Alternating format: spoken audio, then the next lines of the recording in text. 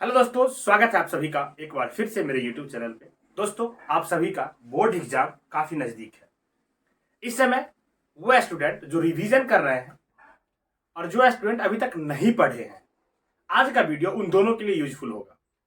अगर आप रिवीजन कर रहे हैं तो इस वीडियो को देखने के बाद आपका जो कंसेप्ट है उसका ऑटोमेटिक रिवीजन हो जाएगा और एक पकड़ अच्छी हो जाएगी। अगर अभी तक भी आपने कुछ नहीं पढ़ा है तो भी इस वीडियो को देखने के बाद आप उस टॉपिक पे अच्छा पकड़ बना लेंगे और उसे आसानी से उससे आने वाले प्रश्न को आसानी से सॉल्व कर पाएंगे। इस वीडियो में क्या होगा कि हम लोग एनसीईआरटी पूरा कवर करेंगे। जितना टॉपिक एनसीईआरटी में है उस टॉपिक को कंप्लीट करेंगे। हर एक पॉइंट डिस्कस करेंगे जो एनसीईआरटी बेस्ड है, क्योंकि आपका एग्जाम में, बोर्ड एग्जाम में एनसीईआरटी बेस्ड ही प्रश्न आते हैं। तो इस वीडियो में हम लोग रियल नंबर उठाए हैं। मैथ का फर्स्ट चैप्टर है रियल नंबर, क्लास 10th के लिए। उसे हम लोग लेंगे और एक शॉर्ट्स में उसको कंप्लीट करेंगे। आप भी इस वीडियो को एक शॉर्ट्स में कंप्लीट देखें, और अगर आप चाहते हैं तो इसमें जो हम लिखाएंगे उसे नोट भी बना सकते हैं। अगर आप चाहते हैं कि हम आपको नोट भी प्रोवाइड करा दें तो आप हमारे टेलीग्राम ग्रुप को ज्वाइन करेंगे, जो नीचे डिस्क्रिप्शन में आपको मिलेगा। तो आप अगर टेलीग्राम ग्रुप ज्वाइन करते हैं तो वहां पे इस आज जो पढ़ाया जाएगा टोटल नोट्स भी आपको मिल जाएगा। तो आपका काम सिर्फ इतना रहेगा कि आज का वीडियो को आप आराम से बैठ के इत्मीनान से देखें और इसको समझें। बाकी नोट्स आपको हम लोग दे देंगे, तो आपको टेंशन नहीं लेना। बस आप क्वेश्चन बनाइए और रिवीजन करते रहिए। तो चलिए हम लोग शुरू करते हैं आज का फर्स्ट टॉपिक, रियल नंबर को। ठीक है, तो आपको मैथ में रियल नंबर पढ़ना है दोस्तों। अब हम बात करेंगे रियल नंबर के बारे में। जब आप क्लास 9th में थे तो नंबर सिस्टम पढ़े थे, बहुत सारे नंबर के बारे में वहां पे आप पढ़े। अब हम लोग आज जो पढ़ेंगे रियल नंबर के बारे में ही पढ़ेंगे। देखिए, नंबर रियल भी होता है। एक नंबर हम लोग आगे पढ़ेंगे, चूंकि 10th में पढ़ना नहीं है। इमेजिनरी नंबर के बारे में क्लास 11th में हम लोग पढ़ते हैं, तो वो टॉपिक 11th के लिए है। अभी हमको रियल नंबर पढ़ना है। तो पूछा जाए कि रियल नंबर होता क्या है, तो रियल नंबर जो होता है वो सारे संख्या होते हैं जिसको हम नंबर लाइन पे रिप्रेजेंट कर सकते हैं, तो वो रियल नंबर कहलाता है। ठीक है, रियल नंबर में आप देखेंगे तो दो संख्या आपको देखने के लिए मिलेगा। रियल नंबर में आप दो नंबर देखने के लिए मिलेगा। एक तो होता है रेशनल नंबर, और दूसरा आपका होता है दोस्तों इरेशनल नंबर।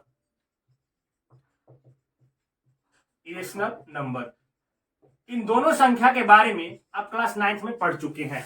रेशनल नंबर क्या होता है? वैसा संख्या जिसको पी वाई क्यू के रूप में लिखा जाता है, where Q does not equal to zero. जहां Q does not equal to zero होता है, और वेयर हम लिख सकते हैं where P and Q are integer. ये अनिवार्य है दोस्तों, पी और क्यू को इंटीजर होना चाहिए, तब वो संख्या रेशनल नंबर कहलाता है। तो जो संख्या को पी बाई क्यू के रूप में आप लिख देते हैं वो रेशनल नंबर होता है, जहां पे क्यू जीरो नहीं होना चाहिए और पी एंड क्यू इंटीजर होना चाहिए। फिर इरेशनल नंबर के बारे में पूछा जाएगा तो सेम इसके जस्ट अपोजिट होता है, number which can not be written in the form of P by Q. यानी कि नंबर जिसको पी वाई क्यू के रूप में नहीं लिख सकते हैं, जहां पे क्यू जो है does not equal to zero होता है और पी एंड क्यू जो है बिलोंग्स टू इंटीजर होता है। अगर आप ये फॉर्म में नहीं लिखे जिस संख्या को, वो संख्या इरेशनल नंबर कहलाता है। रेशनल नंबर का आप एग्जांपल देखें तो 2/3, 5/2, 2.5, ये सारे रेशनल नंबर है। या फिर कहे तो 0.3 रेकडिन, ये सारे रेशनल नंबर है। इसको आप पी बाई क्यू के रूप में लिख सकते हैं। लेकिन इरेशनल नंबर का आप एग्जांपल देखें, √3, √2, ये ऐसे संख्या है। और सबसे फेमस एग्जांपल पाई, ऐसे संख्या है जिसका डेसिमल एक्सपेंशन भी आप करेंगे तो नॉन टर्मिनेटिंग, नॉन रिपीटिंग आता है। तो डेसिमल एक्सपेंशन जो रूट इरेशनल नंबर का है, ना तो टर्मिनेट होता है और ना ही रिपीट होता है दोस्तों। तो ये सारे संख्या इसको पी बाई क्यू के रूप में नहीं लिख सकते हैं। इसीलिए जो संख्या, अब आपको मन में आएगा कि सर पाई का वैल्यू तो 22/7 होता है, इसको पी बाई क्यू के रूप में लिखते हैं, तो फिर आप क्यों कह रहे हैं कि ये इरेशनल है? दोस्तों, ये पाई का वैल्यू जो 22/7 है ना, अप्रॉक्स है। पाई का ये अप्रॉक्स वैल्यू है 22/7, एग्जैक्ट वैल्यू नहीं है, इतना माना गया है। ठीक है, इसीलिए पाई एक इरेशनल नंबर है। 22/7 पूछेगा तो ये रेशनल नंबर होगा, लेकिन पाई पूछेगा तो ये इरेशनल है। √3 इरेशनल है, √2 इरेशनल है। इसके अलावा आप देखिए एक ऐसी संख्या हम यहाँ पे लिख देते हैं 1.213, 152, 621, 789, 213, और ये चलते जा रहा है, मतलब रिपीटेशन नहीं हो रहा है डेसिमल के बाद कोई भी डिजिट का, तो ये तो नॉन टर्मिनेटिंग है। टर्मिनेटिंग डेसिमल वो ना होता है जो खत्म हो जाए, टर्मिनेट कर जाए, उसके बाद डेसिमल आगे नहीं बढ़े, संख्या डिजिट आगे नहीं, भाग नहीं लगे, रिमाइंडर 0 आ जाए। लेकिन यहाँ पे ना तो ये टर्मिनेट हो रहा है और ना ही रिपीट हो रहा है, ये चलते जा रहा है। तो ऐसे डेसिमल एक्सपेंशन को नॉन टर्मिनेटिंग नॉन रिपीटिंग कहते हैं। वो भी किसमें आता है दोस्तों, इरेशनल नंबर में आपको देखने के लिए मिलता है। अगर किसी स्टूडेंट के मन में ये हो रहा हो कि सर √3/1 लिख दिए तो p/q के फॉर्म में हो गया, फिर ये क्यों इरेशनल है? दोस्तों आपको एक चीज और बताएं कि p और q बिलोंग्स टू इंटीजर होना चाहिए, z से बिलोंग्स करना चाहिए। क्या √2 आप इंटीजर के सेट में कभी पढ़े हैं? तो नहीं पढ़े हैं ना, तो इसीलिए ये क्या है, इरेशनल नंबर है। आप अगर √3 का डेसिमल एक्सपेंशन लिखेंगे तो ये भी नॉन टर्मिनेटिंग नॉन रिपीटिंग के फॉर्म में आएगा, ऐसे ही होगा, जो कभी टर्मिनेट नहीं करेगा। तो क्या आप ये डेसिमल एक्सपेंशन को p/q के फॉर्म में लिख सकते हैं? ये डेसिमल हटाए कितना जीरो यहाँ पे डालिएगा, ये तो इन्फिनाइट तक भाग लग रहा है, तो कितना जीरो डालेंगे ऐसे संख्या के लिए जो टर्मिनेट नहीं हो रहा है? तो इसलिए हम इसे इरेशनल नंबर कहते हैं, क्योंकि इसका डेसिमल एक्सपेंशन भी नॉन टर्मिनेटिंग नॉन रिपीटिंग होता है। ठीक है, क्योंकि यहाँ पे इरेशनल नंबर डिटेल में इसलिए पढ़ लिए हैं दोस्तों, क्योंकि आगे इसी चैप्टर में हमको ये प्रूफ करना होगा कि √3 एक इरेशनल नंबर है, √2 एक इरेशनल नंबर है, तो वहां पे फिर हम डायरेक्ट प्रूफ बताएंगे। तो मोटा मोटा चीजें जो इरेशनल नंबर के बारे में था हमने यहाँ पे आपको डिस्कस कर दिया। देखिए रेशनल नंबर, इरेशनल नंबर तो रियल नंबर होता है। अगर आप देखेंगे तो रेशनल नंबर के अंदर भी बहुत सारे नंबर आते हैं। चलिए हम एक नंबर लाइन खींच देते हैं। यहाँ पे ये 0 है, ये 1 है, ये 2 है, ये 3 है, ये 4 है, ये 5, ये सो ऑन। इधर -1 होता है, ये -2 होता है, ये -3 होता है, -4 होता है। आप ये क्लास 9th में इसको पढ़ चुके हैं, बस हम एक बार रिवाइज करा दे रहे हैं। देखिए 1 से लेकर जो संख्या स्टार्ट होती है इसको नेचुरल नंबर कहते हैं, नेचुरल नंबर। तो natural number counting number are known as natural number. तो 1 से जो संख्या स्टार्ट होती है इन्फिनाइट तक जाएगी वो नेचुरल नंबर कहलाएगी। अब आपके मन में प्रश्न आ रहा है क्या sir natural number rational number होता है? जी बिल्कुल होता है। आप देखें ना 1/1 लिख सकते हैं ना, 2/1 लिख सकते हैं ना, 3/1 लिख सकते हैं। तो सारे नेचुरल नंबर को p/q के फॉर्म में लिखा जा सकता है। तो ये नेचुरल नंबर जो है ऑटोमेटिक क्या हो जाता है, रेशनल नंबर भी होता है। अगर 0 से आगे बढ़ेंगे तो क्या कहलाएगा, होल नंबर, होल नंबर। तो 0 भी ले लें अगर सेट ऑफ नेचुरल नंबर में तो वो होल नंबर कहलाएगा। तो 0/1 भी तो हम लिख सकते हैं, ये भी रेशनल नंबर है। बाकी नेचुरल नंबर तो रेशनल है ही, तो होल नंबर भी क्या होता है, रेशनल नंबर होता है।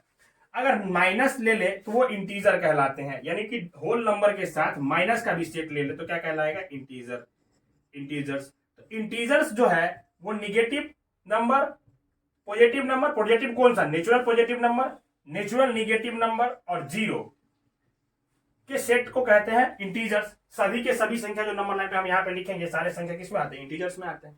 तो -1/2 -1/3 भी तो ऐसे तो लिख सकते हैं ना आप, या -2/1 -3/1, ये इसके नीचे 1 ले सकते हैं, सब में 1 ले सकते हैं डिनोमिनेटर में। तो ये भी p/q के रूप में लिखा जाएगा। तो ये भी संख्या क्या कहलाता है, रेशनल नंबर कहलाता है। तो रियल नंबर में हम लोग रेशनल और इरेशनल नंबर के बारे में देखें, और बाकी ये सारी संख्या आप 9th क्लास में पढ़ चुके हैं, बस यहाँ पे रिवाइज करवा दिए। अब हम लोग आगे बढ़ते हैं, इस टॉपिक को आगे बढ़ाते हैं। हम लोग को यहाँ पे क्लास 10th में जो पढ़ना होता है यूक्लिड डिवीजन लेमा पढ़ना होता है दोस्तों। तो हम उसके स्टेटमेंट को यहाँ पे लिखते हैं, तो उसको स्टेटमेंट हम लिखते हैं, फिर उसके बारे में पढ़ेंगे। क्योंकि मेरा डिजिटल बोर्ड तो है नहीं कि इधर क्लिक करेंगे और वो स्टेटमेंट लिखा हुआ आ जाएगा, तो खुद से लिखना पड़ेगा। तो हम कोशिश करेंगे ये पार्ट सबको लिखने वाला जो है काट दे, ताकि आपका टाइम वेस्ट ना हो। तो हम इसको जल्दी से लिख लेते हैं, फिर आपको बात करते हैं आगे। अब हम लोग फर्स्ट टॉपिक जो है रियल नंबर में आपका वो देखते हैं, जिसका नाम है यूक्लिड डिवीजन लेमा। ठीक है, लेमा दोस्तों क्या होता है, एक प्रूवन स्टेटमेंट होता है जिसकी हेल्प से हम किसी स्टेटमेंट को प्रूव करते हैं।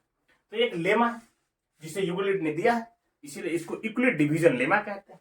क्या है भाई यूक्लिड डिवीजन लेमा, इसको देखते हैं। चलिए देखिए, यूक्लिड डिवीजन लेमा कहता है गिवन पॉजिटिव इंटीजर। यहां पे पहली बात कंफर्म कर दिया है, इंटीजर कैसा होना चाहिए, पॉजिटिव इंटीजर होना चाहिए जो आपको गिवन है। A and B there exist unique, उसके बीच में एग्जिस्ट होगा यूनिक, अद्वितीय, दूसरा नहीं, सबके लिए सेम होना। यूनिक का मतलब क्या है, सबके लिए एक जैसा यूनिक चीज होगा। ऐसा नहीं कि आपको कोई और इंटीजर दोनों इंटीजर के बीच में मिल जाए, किसी और को कोई और इंटीजर मिल जाए, ऐसा नहीं होगा। दुनिया के सभी लोग जो मैथ्स बनाते हैं उनके लिए ये यूनिक होगा, यानी एक होगा, अद्वितीय होगा। इंटीजर मिलेगा Q एंड R, यानी कि क्वोशेंट और रिमाइंडर सेटिस्फाइंग, जो सेटिस्फाई करेगा a equal to B Q plus R को, इसको ये फॉर्म को सेटिस्फाई करेगा। ये आप लोग पढ़ते आ रहे दोस्तों बचपन से। डिवीजन जब आप करते थे तो चेक करने के लिए जो रूल अप्लाई करते थे वही रूल है। लेकिन यहां पे एक कंडीशन है, आर जो होगा 0 से बड़ा हो सकता है, 0 के बराबर भी हो सकता है, लेकिन आर का वैल्यू जो है ये बी जो है उससे छोटा होगा हमेशा। इस चीज को समझना जरूरी है, ठीक है। तो यूक्लिड ने कहा कि given positive integer A and B there exist unique integer Q and R, जिसके बीच में unique integer Q and R आएगा जो सेटिस्फाइड करेगा A equal to B Q plus R को, जहां आर इक्वल टू 0 होगा या ग्रेटर देन 0 होगा बट बी से कम होगा। इस चीज को समझना जरूरी है ये स्टेटमेंट। हम कोई एग्जांपल ले लेते हैं। ए इक्वल टू गिवन बोला है ना, मान लेते हैं ए इक्वल टू आपका हो गया 26 और बी इक्वल टू मान लेते हैं 3। ठीक है, ये दो गिवन पॉजिटिव इंटीजर हम ले लिए। अब आप हमको बताएं इस कंडीशन के लिए आर का वैल्यू क्या क्या हो सकता है। तो आर तो 0 से बड़ा या 0 के बराबर हो सकता है सर, होगा, बट आर बी से छोटा हो सकता है, यानी कि आर 3 से छोटा होगा। ठीक है, आर बी से छोटा होता है तो आर यहां पे बी क्या है 3, तो 3 से छोटा होगा। इसका मतलब हुआ कि आर या तो 0 हो सकता है या 1 हो सकता है या 2 हो सकता है, इसके अलावा आर का कोई वैल्यू पॉसिबल नहीं है।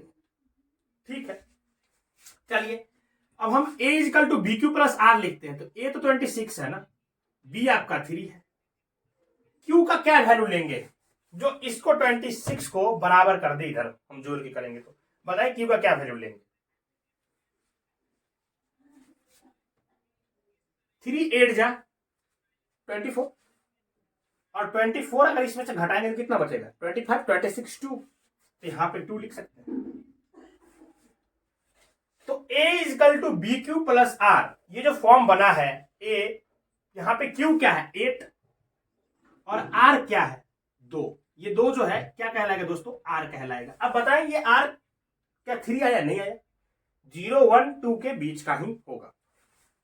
इस चीज को ऐसे समझिए, अगर हम आपको कहें कि 3 से 26 में डिवाइड कीजिए, ठीक है, तो 3 8 जा 24 आप लगाएंगे, दुनिया का हर कोई 3 8 जा 24 ही लगाएगा। कोई ऐसा व्यक्ति होगा कि यहाँ पे कहेगा कि सर 7 बार लगा लेते हैं, 7 21 और घटा लेते हैं यहाँ पे, तो ये 5 मेरा रिमाइंडर हो गया, तो ये गलत हो जाएगा डिवीजन।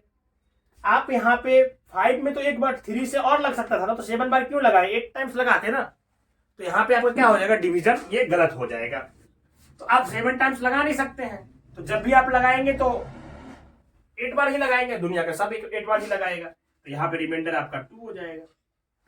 वही चीज को हम यहाँ पे लिख दिए 26 इक्वल टू 3 टाइम्स लगाए, 3 को कितना बार डिवाइड किए 3 से 8 बार, यानी क्वोशेंट 8 है और रिमाइंडर 2 है।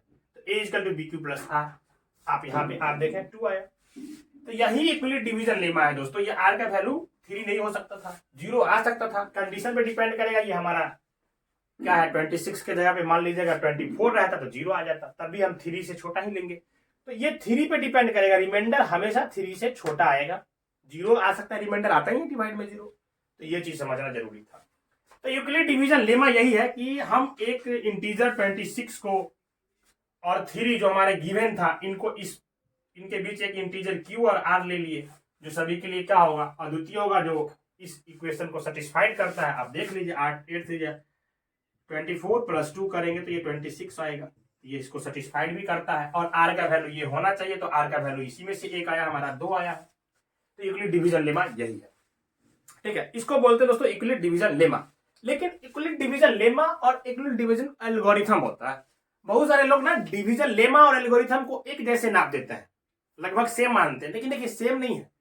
ये एक स्टेटमेंट है जिसका यूज करेंगे, ये लेमा है जिसका यूज करेंगे किसी भी प्रूवन स्टेटमेंट को प्रूव करने के लिए। एल्गोरिथम होता है दोस्तों एक प्रोसेस का सीक्वेंस, श्रृंखला, जैसे इसी चीज को बार बार करें, है ना, इस स्टेप को इस इस स्टेप का यूज करें, ये स्टेटमेंट का यूज करें किसी प्रश्न को सॉल्व करने के लिए, और एक श्रृंखला बनाए, सेम एल्गोरिथम बना ले कि हम इस चीज को ऐसे करेंगे, फिर दूसरा स्टेप में ऐसे करेंगे, तीसरा स्टेप में ऐसे करेंगे, और वो एल्गोरिथम हो जाएगा।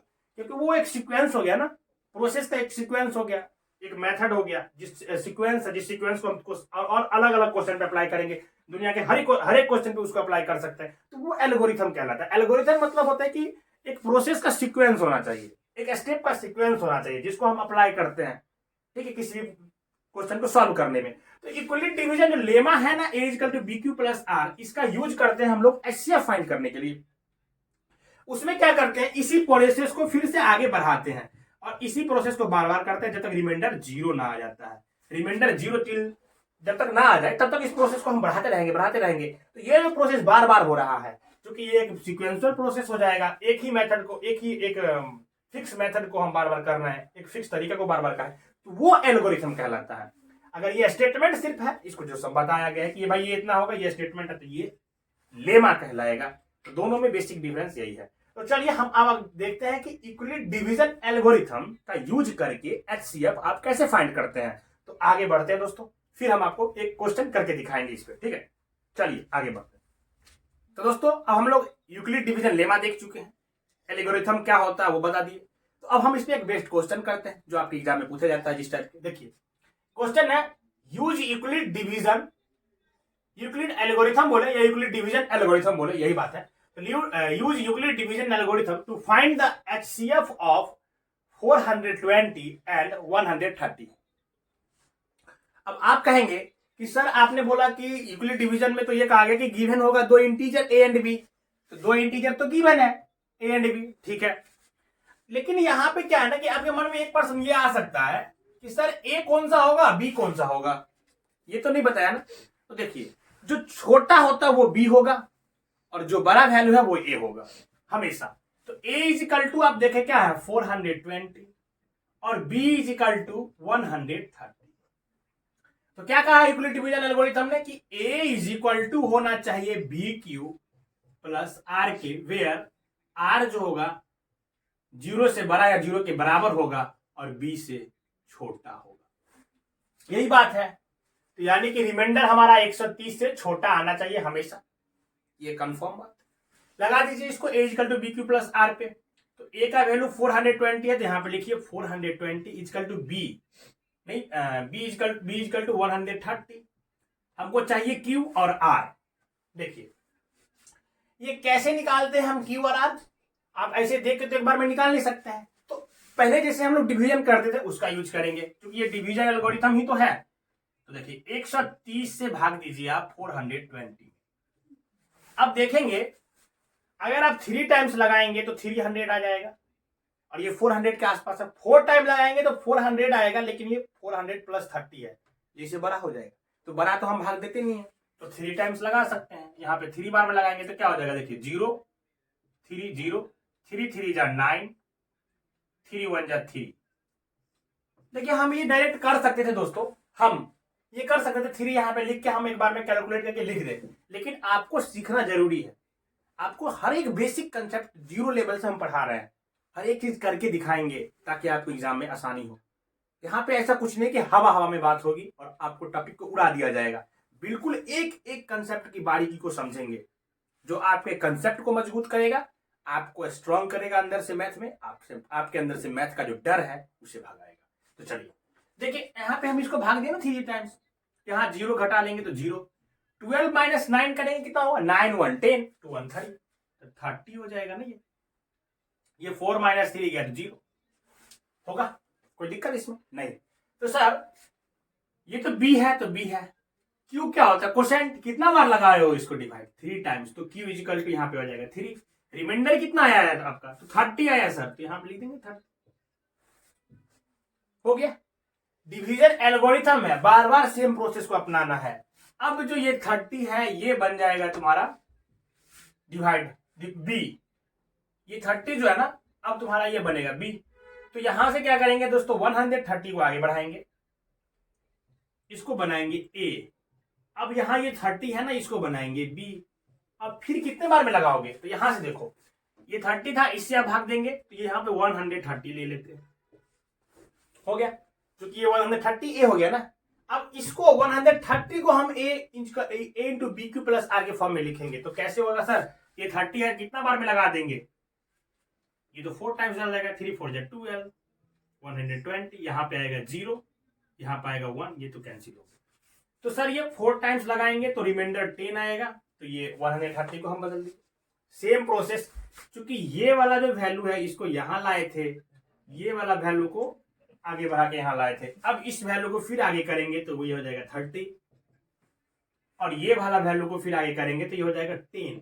अब बताइए 30 लाने के लिए 10 को कितना बार मल्टीप्लाई करना पड़ेगा, तो 10 को 3 टाइम्स करेंगे तो 30 हो जाएगा। रिमाइंडर कुछ आएगा क्या, यहाँ पे देख लो 30 को तो 3 टाइम्स 30, 10 आई 30, रिमाइंडर 0, तो रिमाइंडर क्या हो गया आपका 0।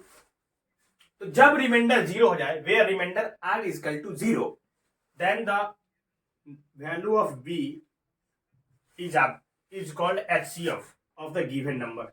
ये एचसीएफ हो जाएगा आपका 10।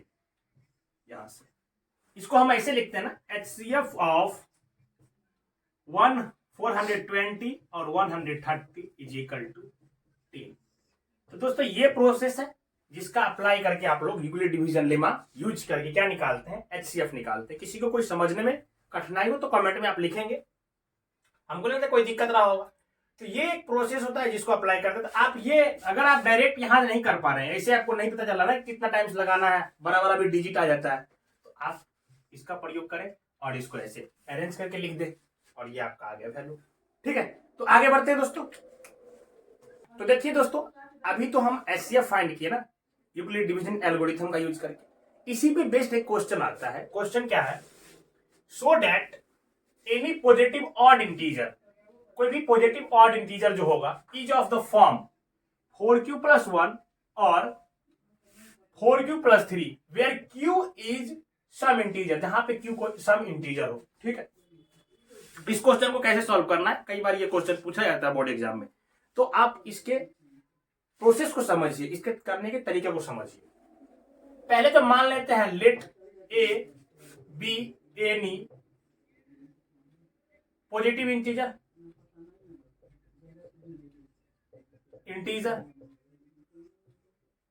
And b is equal to क्या हो जाएगा 4। आप बोलेंगे sir b is equal to 4 कैसे आप ले लिए, देखो 4q + 1 है ना, a is equal to bq + r होता है। इस फॉर्म में अगर ये होगा तो b तो यही है ना, तो 4 हो जाएगा। देखो यहाँ पे भी 4 है, तो यहां से हम लोग b के वैल्यू ले लेते हैं कि b इज इक्वल टू 4 होगा। ठीक है, देयरफॉर हम कह सकते हैं कि a is equal to bq + r होता है फॉर यूक्लिड डिवीजन एल्गोरिथम से हम लोग जानते हैं, जहां पे r का वैल्यू 0 से बड़ा या बराबर हो सकता है लेकिन 4 से छोटा होगा। That means r is equal to 0 हो सकता है, 1 हो सकता है, 2 हो सकता है, 3 हो सकता है, इसके अलावा कोई पॉसिबिलिटी नहीं है r के लिए। यूक्लिड डिवीजन एल्गोरिथम यही कहता है कि a equal to bq + r है, where r is equal and greater than equal to 0 and less than equal to b। तो हमने यहाँ पे लिख दिया, तो r की ये पॉसिबिलिटी है। तो हम इसको कैसे लिख सकते हैं दोस्तों, a इज इक्वल टू, तो हम लिख सकते हैं ना 4q, where r is equal to अगर 0 होगा तो 4q + 0 यानी 4q। a is equal to हम ये भी लिख सकते हैं 4q, जब r का वैल्यू 1 आएगा तो +1। a इज इक्वल टू आप ये भी लिख सकते हैं 4q + 2। a is equal to आप ये भी लिख सकते हैं 4q + 3। ओके दोस्तों, हमको चाहिए ऑड इंटीजर। ठीक है, लेकिन यहां पे आप देखें ये जो फॉर्म बना है 4q, ये तो 2 से डिविजिबल है ना, तो ये ऑड तो होगा नहीं। फिर ये देखें 4q + 2, तो 4q + 2 भी क्या है, डिविजिबल होगा 2 से, ये भी ऑड नहीं होगा। तो हम कह सकते हैं hence any positive odd integer is of the form 4q + 1 and 4q + 3। यही दो बचे हैं जो ऑड के फॉर्म में होगा, हमने यहाँ पे लिख के दिखा दिया जो मेरा क्वेश्चन था। इस तरीके से इस क्वेश्चन को हम लोग दोस्तों सॉल्व करते हैं। कहीं कोई कठिनाई है तो आप बताएं। चलिए आगे बढ़ते हैं, आपको इसमें समझने में हमको लगता कोई दिक्कत होगा। दोस्तों ये हटा दी इसलिए कि ये डिविजिबल है 2 से, तो ये ऑड तो होगा नहीं, और ये भी 2 से डिविजिबल, ये भी ऑड नहीं होगा, तो ऑड के फॉर्म में हम यही लिख सकते हैं। यही हमको दिखाना था, where q is some integer, जहां पे क्यू सम इंटीजर है, हमने इसको दिखा दिया। तो इस प्रश्न को हम लोग ऐसे सॉल्व करेंगे। आगे बढ़ते हैं क्वेश्चन नंबर 2। इसी पे बेस्ड थोड़ा सा और आगे के क्वेश्चन देखते हैं कि अगर इसको हम स्क्वायर करेंगे तो क्या आएगा। ठीक है, चलिए दोस्तों अब इसी पे बेस्ड एक और क्वेश्चन कर लेते हैं। देखिए क्वेश्चन क्या है, use Euclid division lemma to show that the square of any positive integer. अब स्क्वायर करना है किसी पॉजिटिव इंटीजर को तब देखना है, is either of the form 3m और 3m+1 for some integer m। तो किसी भी पॉजिटिव इंटीजर का अगर हम स्क्वायर करेंगे तो वो 3m या 3m+1 के फॉर्म में होगा, ये हमको शो करके दिखाना। ठीक है, करते हैं।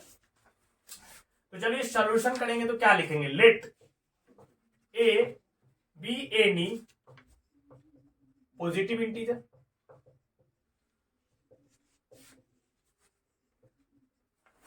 ठीक है, एंड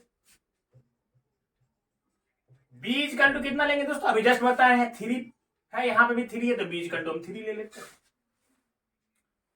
अब देखिए ए इक्वल टू क्या पढ़े हम लोग, ए इक्वल टू पढ़े हैं बी क्यू प्लस आर, किस चीज से, यूक्लिड डिवीजन लेमा से। लिखे, अगर आपको लिखने का मन है तो लिख सकते हैं फ्रॉम यूक्लिड डिवीजन लेमा। तो आर का वैल्यू या तो 0 से बड़ा या 0 के बराबर होगा, बट 3 से छोटा होना चाहिए, क्योंकि मेरा बी 3 है। अगर 3 से छोटा होगा इट मीन्स दैट कि हमारे पास क्या आना चाहिए, आर या तो 0 या 1 या 2, ये 3 पॉसिबिलिटी है। अगर आर 0 आएगा तो ए इक्वल टू क्या हो जाएगा, बी क्यू प्लस 0 होगा कि नहीं होगा, होगा सर। और ये बी क्या होगा, ये तो 3 है तो 3 क्यू होगा पहले केस के लिए, इसको केस 1 मान लेते हैं हम लोग। दूसरे के लिए क्या होगा, ए इक्वल टू बी क्यू यानी 3 क्यू प्लस आर का वैल्यू क्या हो जाएगा 1, ये केस आपका 2 हो जाएगा। और तीसरे केस के लिए क्या हो जाएगा, ए इक्वल टू 3 क्यू प्लस 2, ये हमारे पास 3 केस पॉसिबल है, ये 3 वैल्यू आ सकते हैं। अब हमको बोला है कि इसका स्क्वायर, तो केस 1 से हम अगर आप देखेंगे, केस 1 से हम यहां पे देखें, केस 1 से देखें तो इसको स्क्वायर करना पड़ेगा, तो ए स्क्वायर इक्वल टू क्या हो जाएगा, 3 क्यू का स्क्वायर। इसको क्या लिखेंगे, A square equal to 3 3 9 Q square. अब A square is equal to हम क्या ले सकते हैं, यहाँ पे 3 कॉमन ले सकते हैं, 3 3 3 क्यू स्क्वायर हो जाएगा, 9 होता है, ये 3 कॉमन ले लिए। यहाँ पे 3 क्यू स्क्वायर को हम सम इंटीजर m मान लेते हैं कि ये भी है कोई इंटीजर m होगा, तो ए स्क्वायर इज इक्वल टू किस फॉर्म में लिखा जाएगा, 3m के फॉर्म में। अब देखिए बोला ना कि इसके फॉर्म में होगा, तो हाँ ये तो है, एक तो हमको मिल गया 3m के फॉर्म में होगा। केस 2 को देख लेते हैं ना, केस 2 देखिए, केस सेकंड। आप समझिए दोस्तों, दिक्कत नहीं होना चाहिए, हमने यहाँ पे स्क्वायर किया और 3 कॉमन लिया है बस। इसको भी कोई इंटीजर m मान सकते हैं, इसीलिए 3m के रूप में होगा, बोला है कि फॉर सम इंटीजर m के लिए। ठीक है, केस 2 में हमारे पास a equal to 3q plus 1 है, तो a स्क्वायर करेंगे तो 3q प्लस 1 का स्क्वायर होगा, होगा ना। तो 3q plus 1 a plus b का होल स्क्वायर, तो a स्क्वायर यानी कि 3q स्क्वायर प्लस 2ab, तो 2 इंटू 3q इंटू 1 प्लस 1 का स्क्वायर। पूरा एक एक स्टेप करके आपको हम दिखा रहे हैं। 3q स्क्वायर क्या हो जाएगा, 3 3 या 9q स्क्वायर, 3 2 या 6q प्लस 1, ये हो गया मेरे पास। अब यहां पे देखें, यहां पे भी 3 है इसके मल्टीपल में, यहां पे भी 3 है, कॉमन आ सकता है, 3 कॉमन ले लें तो क्या आ जाएगा, 3q स्क्वायर प्लस 3 2 या 6 2q प्लस 1। इसको भी कोई m मान सकते हैं ना, आप कह सकते हैं ना कि 3q square plus 2q equal to some integer m, तो हम इसको क्या लिख सकते हैं, 3m प्लस 1। यहाँ पे a स्क्वायर इक्वल टू इस फॉर्म में आ गया, किस फॉर्म में, 3m प्लस 1 फॉर्म में। तो 2 पॉसिबिलिटी मैंने चेक किया, दोनों का मेरा जो वैल्यू आना चाहिए था वो अभी तक जो दे रहा है चेक करने के लिए उसके फॉर्म में है, 3m प्लस 1 के लिए। अब हम केस 3 देख लेते हैं दोस्तों। यहीं पे केस 3 क्या है, a equal to 3q plus 2। तो केस 3 देखेंगे तो a equal to 3q plus 2 है, फिर इसका स्क्वायर करेंगे, a square equal to 3q plus 2 का स्क्वायर होगा कि नहीं होगा, होगा। 3 का स्क्वायर करोगे तो दोस्तों यहाँ पे क्या हो जाएगा, 3q का square plus 2 into 3q into 2 plus 2 का स्क्वायर। ये करोगे 3 3 जा 9 क्यू स्क्वायर प्लस 3 2 जा 6 6 2 जा 12 क्यू प्लस 3 2 2 जा 4। अब देखें यहाँ पे 9 क्यू स्क्वायर है, 12 क्यू है, ये 3 का मल्टीपल में, ये भी 3 का मल्टीपल है। क्या हम 4 को 3 प्लस 1 नहीं लिख सकते हैं? कोई दिक्कत है क्या 3 प्लस 1 लिख दे 4 को? तो कोई दिक्कत नहीं है, लिख सकते हैं। अब यहां से 3 कॉमन लेना, चूंकि हमको 3 कॉमन लेना है दोस्तों, इसलिए ऐसा लिखे हैं। 3 कॉमन लेंगे तो 3 3 जा 9, 3 क्यू स्क्वायर 3 चौक 12, 4 क्यू प्लस 3 बने 3 प्लस 1। इसको भी तो 3 क्यू, यहां पर देखिए, हम इसको भी तो 3 q square plus 4 q plus 1 equal to some integer m मान सकते हैं। तो ये भी क्या हो जाएगा, 3m प्लस 1 के फॉर्म में। यहाँ पे भी इसको m मान लिया ना, इतना जो 3 क्यू स्क्वायर 4 क्यू प्लस 1, इसको m मान लिया, ये 3m प्लस 1 के फॉर्म में हो गया।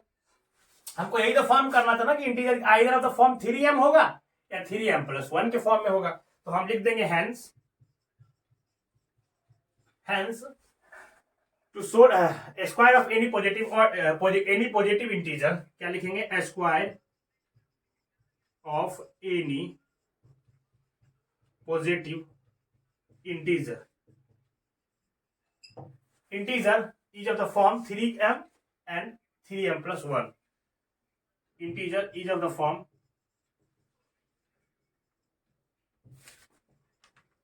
3m एंड 3m प्लस 1 हो गया।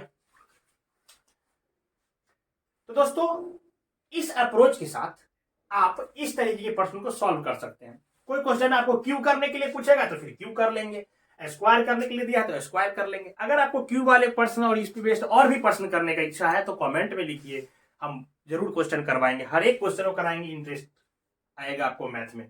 तो इसको समझने में कोई दिक्कत होगा तो कमेंट में आप लिखेंगे, लेकिन हमको लगता है समझने में कोई दिक्कत होना चाहिए। हर एक चीज हम एक एक स्टेप बाइज आपको करके दिखा रहे हैं, ठीक है। तो बढ़ते हैं आगे, इसको इरेज करते हैं। अभी हमने यूक्लिड डिवीजन पे एचसीएफ भी फाइंड कर लिया, उस पे बेस्ड कुछ क्वेश्चन जो सो डैट करने वाला पूछता वो भी कर लिए।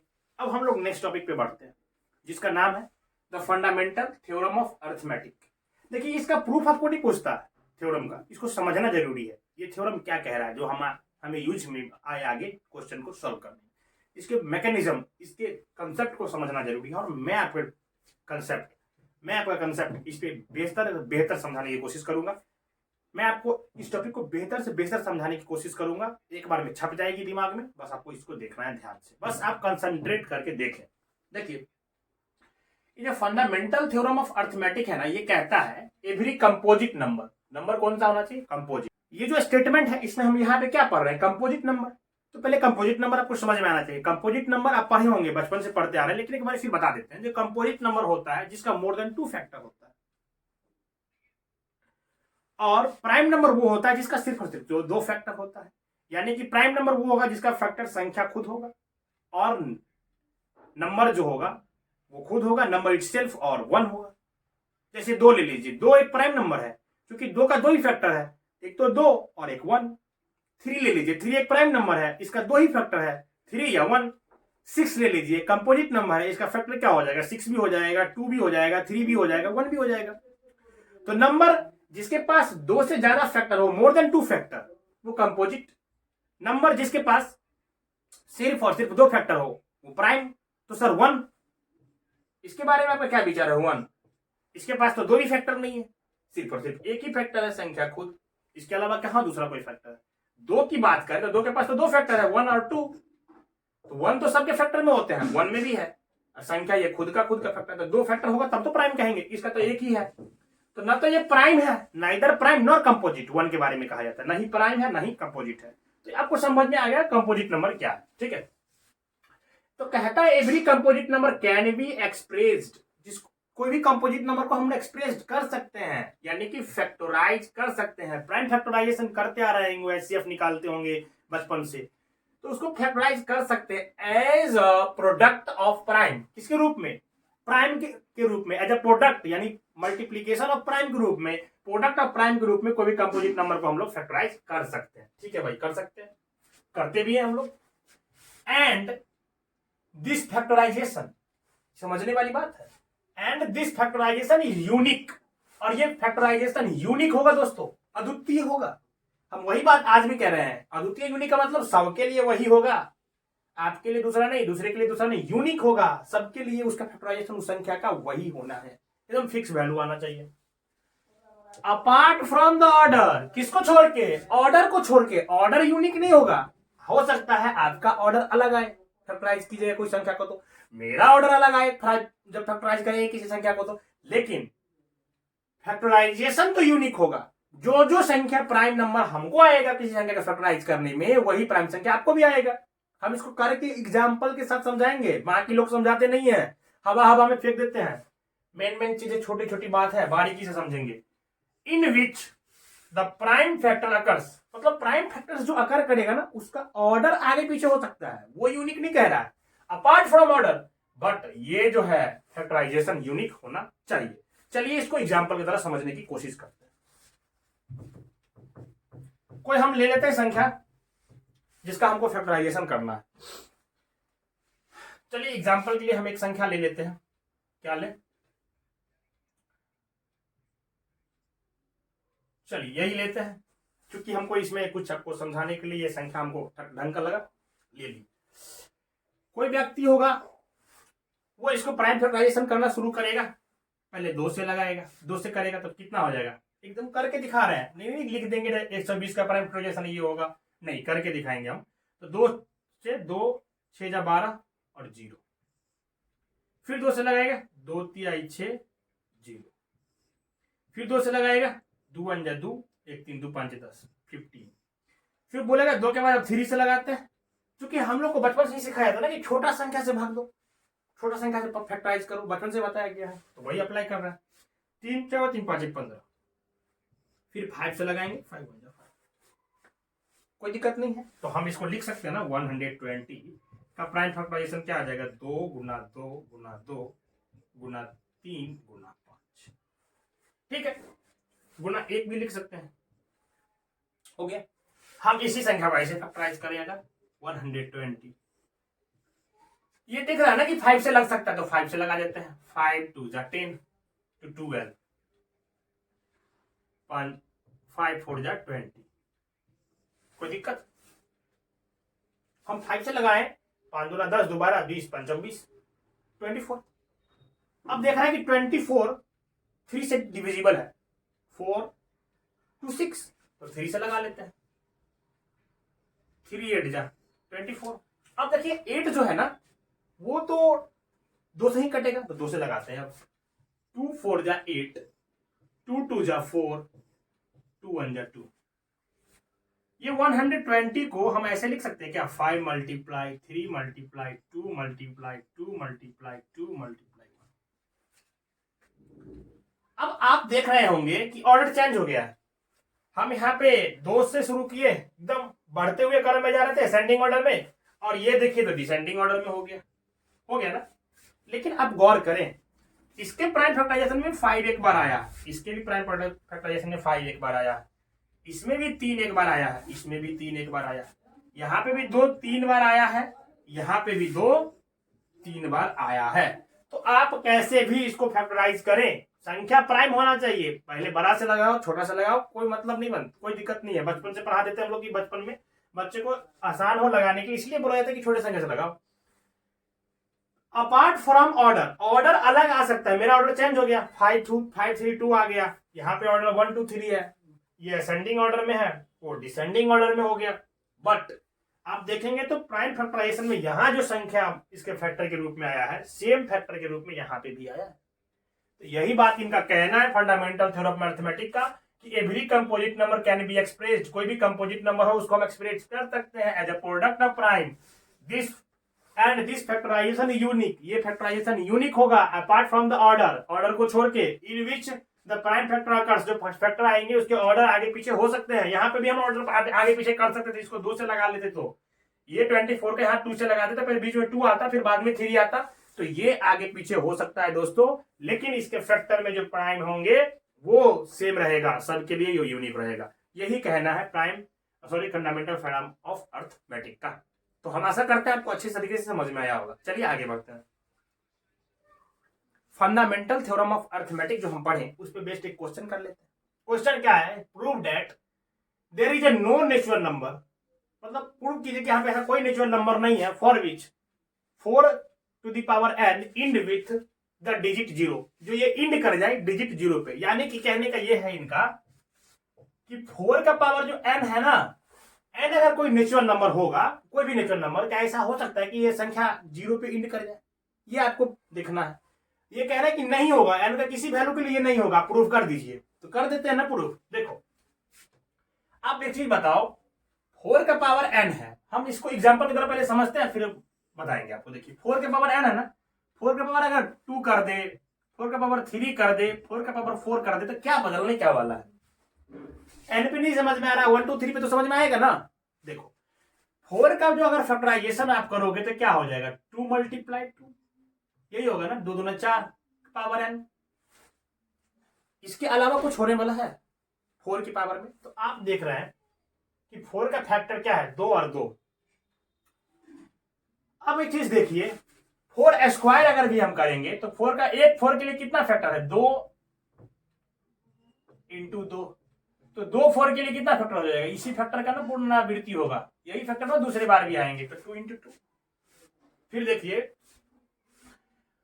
3 बार करेंगे तो 2 इंटू 2, 2 इंटू 2, 2 इंटू 2 करते जाइए इस तरीके से। 4 बार करेंगे तो 2 इंटू 2, 2 इंटू 2, 2 इंटू 2 होगा, फिर 2 इंटू 2 होगा, सो ऑन। 4 की पावर n के लिए भी करोगे तो 2 मल्टीप्लाई 2, 2 मल्टीप्लाई 2, 2 मल्टीप्लाई 2, ऐसे ये चलते जाएगा n तक। ठीक, चूंकि हमको किसी भी संख्या को 0 बनाना होता है तो उसके फैक्टर में 2 और 5 का होना अनिवार्य होता है। कोई भी 0 बनेगा, देखो 10 बनने के लिए 2 और 5 चाहिए ना। तो ये तो 5 यहाँ पे 2 तो है, लेकिन 5 तो है नहीं किसी भी फैक्टर में। क्या 5 है? नहीं है। कितना बार भी पावर करेंगे तो यही पावर, यही 4 का फैक्टर रिपीट होगा। 2 into 2, 2 into 2, 2 into 2, 2 into 2, 2 into 2, 2 into 2 होते जाएगा। क्या 5 कहीं पे ऐसा मिलेगा जो एक भी 0 हमको प्रोवाइड करा दे? अगर इसके फैक्टर में 2 इंटू 2 इंटू 2 इंटू 2 इंटू 5 रहता तो यहाँ पे 10 बन जाता, 0 हो जाता, लेकिन 5 तो है नहीं। इसके फैक्टर में आप देखेंगे तो कोई भी 5 आपको देखने के लिए नहीं मिलेगा, चाहे n का वैल्यू आप कुछ भी रख दे, n का वैल्यू n तक ले जाइए, यही चीजें रिपीट होगा। फंडामेंटल थ्योरम ऑफ अर्थमेटिक जो हमको कहता है यूनिक होना चाहिए इसका फैक्टराइजेशन, तो ऐसे ही रहेगा सबके लिए, बदलने तो वाला नहीं है। तो ये इतना होगा, तो लिखेंगे where 5 is not a factor of 4। 5 4 के फैक्टर में नहीं है, नहीं है ना भाई। Hence 4 to the power n is not end with 0 for any natural number n। कोई भी ऐसा नेचुरल नंबर n नहीं है जिसके लिए 0 पे इंड करा जाए, क्योंकि 5 है ही नहीं इसके फैक्टर में। इस तरीके के प्रश्न आपको मिलेगा, 6 की पावर n करके मिले या कुछ भी करके मिले, तो आप इजीली इसको कर सकते हैं। बस यही समझना जरूरी था। चलिए आगे बढ़ते हैं।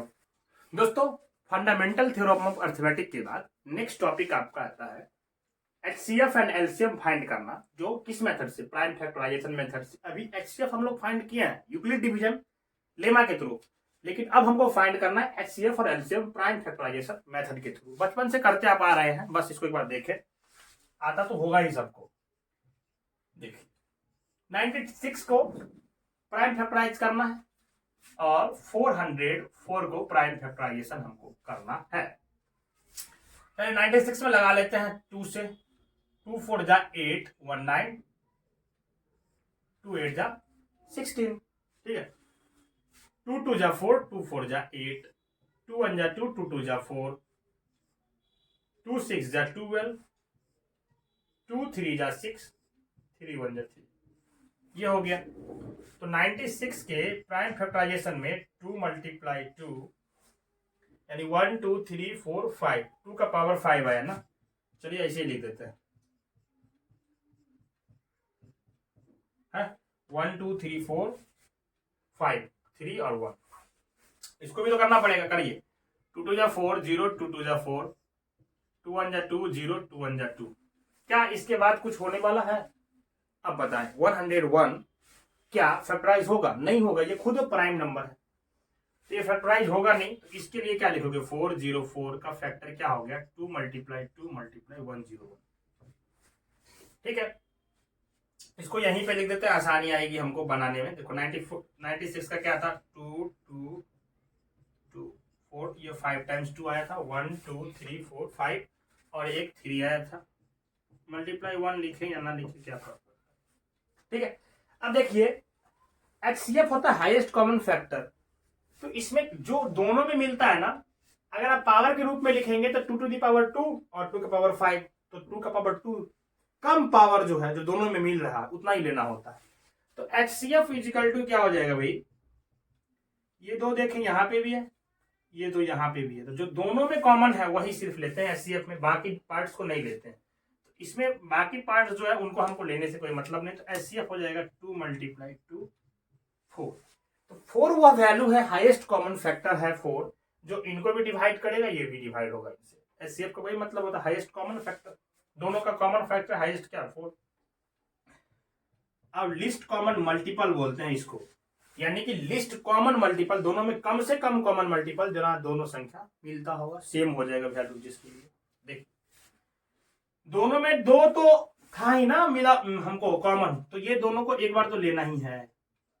अब जो नहीं भी है कॉमन उसको भी लेना है, तो ये दो भी लेना पड़ेगा ना। तो 1 2 यानी हाईएस्ट 2 का पावर 5 था ना, वो 2 का पावर 5 यहाँ पे हमको लेना पड़ा। तो आप ऐसे समझे, जैसे भी समझे, आपको जैसी सहूलियत हो। मल्टीप्लाई 3 मल्टीप्लाई 101 जो भी था। 2 2 जा 4 4, 4 2 जा 8, 8 2 जा 16, 16 16 32, 32। तो ये आपका हो जाएगा 32 मल्टीप्लाई 3 मल्टीप्लाई 101। 3 से इसको मल्टीप्लाई करेंगे, 3 2 जा 6, 3 3 जा 9, 96 मल्टीप्लाई 101। चलो 101 से 96 को मल्टीप्लाई ही कर ले, 101 ये हो जाएगा 6 9 0 0। ठीक है, फिर यहाँ पे आएगा 6 9, ये हो जाएगा 6 9 6 9। आपका वैल्यू आ गया 96 96। ये आपका क्या हो गया? एलसीएम। ये आपका एलसीएम। तो आपको आता ही होगा एलसीएम ऐसे फाइंड करना, मैंने एक बार बता दिया प्राइम फैक्टराइजेशन मेथड से ऐसे होता है। अगर कोई डाउट है तो आप कमेंट में लिखें, हम इस पे विचार जरूर करेंगे। ठीक है, इसको मिटाते हैं। इस पे बेस्ड कुछ और थ्योरी है जो समझना जरूरी है, हम उसको समझते हैं। एचसीएफ एंड एलसीएम जो होता है ना, उस पे बेस्ड क्या सीखना है? एचसीएफ ऑफ ए बी, यानी कि ए बी का जो एचसीएफ होगा वो, और मल्टीप्लाई कर दीजिए अगर आप LCM, LCM of a b और ए बी का जो एलसीएम होगा, इन दोनों को अगर आप मल्टीप्लाई करेंगे, ये बराबर होता है दोस्तों किसका? ए मल्टीप्लाई बी का। तो ये एक फॉर्मूला समझिए, या जो समझिए नोट कर लीजिए, काफी इंपोर्टेंट है। एचसीएफ ऑफ ए बी यानी दो संख्या का एचसीएफ गुना उन वही संख्याओं का एलसीएम बराबर होगा दोनों का मल्टीप्लीकेशन, इन दोनों संख्या के मल्टीप्लीकेशन के बराबर। इस पे बेस्ड क्वेश्चन आता है, देखिए कैसे हम करेंगे, करके दिखाते हैं। क्वेश्चन है दोस्तों, गिवन देखिए क्वेश्चन है इसी पे based. Given that HCF of 306 and 657 is equal to 9। HCF दे दिया, तो एलसीएम पूछा है, कैसे बताओगे? हम निकाल के थोड़ी देखना है एलसीएम, हम निकाल सकते हैं ना इन दोनों का एलसीएम फैक्टराइज करके, लेकिन जरूरी नहीं है, ये फॉर्मूला आपको मालूम है। तो HCF multiply LCM multiply LCM is equal to क्या होता है? ए मल्टीप्लाई बी, हम जानते हैं। तो एचसीएफ कितना है? 9, तो यहाँ पे 9 वैल्यू रख देंगे। एलसीएम तो चाहिए ही, तो एलसीएम रख देंगे। ये बी कितना है? ये भी है ना, यही तो ए बी है, तो 306 multiply 657 LCM is equal to, इधर से मल्टीप्लाई है तो उधर जाएगा, इक्वल टू कुछ तो डिवाइड हो जाएगा, 306 मल्टीप्लाई 657 अपॉन 9। अब देखिए 9 से कट रहा है ना, 6 3 9 कट रहा है, सम ऑफ डिजिट तो 9 ही है इसका भी। 9 से काट रहा कितना रहा, 29 27 28 29 30 3 9 चौक 36, यानी कि 34 मल्टीप्लाई 657। अब इसको मल्टीप्लाई कर लीजिए, 657 को 34 से, 7 चौक 28 बचा कितना 2, 5 चौक 20 2 22 बचा कितना 2, 7 6 चौक 24 25 26 7 21 बचा 2 5 15 21 बचा 2 5 15 16 17 बचा 1 6 3 18 1 19 8 3 6 6 12 1 13 बचा 1 9 1 10 2 12 बचा 9 1 10 2 12 बचा 1 1 1 2। आपका एलसीएम आ गया 22 338, ये हो गया आपका एलसीएम। इसको मल्टीप्लाई कर लीजिए, इतना ही है। तो आप देखें कि इस मेथड का यूज करके हम एक चीज दिया होगा एलसीएम एचसीएफ तो निकाल सकते हैं। अगर एलसीएम एचसीएफ दिया हुआ तो एबी का मल्टीप्लाई भी निकाल सकते हैं। देखो ये दिया हुआ है, ये नहीं दिया हुआ तभी निकाल लेंगे। अगर ये दिया हुआ है, ये नहीं दिया हुआ, इन दोनों को दे देगा तभी निकाल लेंगे। किसी भी तरीके से वैल्यू दे, इसमें पुट करेंगे, दूसरा वैल्यू आ जाएगा दोस्तों। देखिए इसमें बेस्ट एक और क्वेश्चन हम यहाँ पे नोट किए हैं। The HCF of two number is 16 and their product of इतना। प्रोडक्ट इज इतना, प्रोडक्ट ही दे रखा है डायरेक्ट, तो कोई दिक्कत ही नहीं। तो फॉर्मूला क्या होता है, हम अभी जो पढ़े थे कि HCF multiply LCM is equal to a multiply b. ये दोनों संख्याओं का प्रोडक्ट दे रखा है ना, तो ये होगा 3072। और बोला है 16 क्या है, एचसीएफ है, तो 16 इंटू एलसीएम। तो एलसीएम इज इक्वल टू क्या हो जाएगा 3072 अपॉन 16। इसे काट दीजिए दोस्तों, 16 का 16 4 20,